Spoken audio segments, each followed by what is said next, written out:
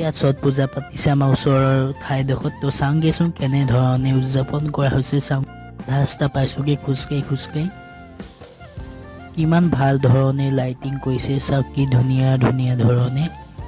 এতিয়া মই পামগৈ, এতিয়া ওচৰ পাইছোঁগৈ। চাওকচোন অপেনিং দুৱাৰখন চাই কি ধুনীয়া লাগিছে। চাওক এতিয়া মই ভিতৰলৈ সোমাই গৈছোঁ। চাওক গৈ আছোঁ, মা আৰু ভণ্টি আইতাৰ লগত গৈছোঁ মই।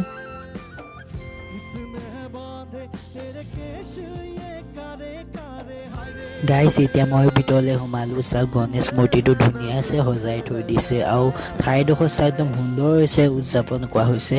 কি ধুনীয়া লাগিছে চাই।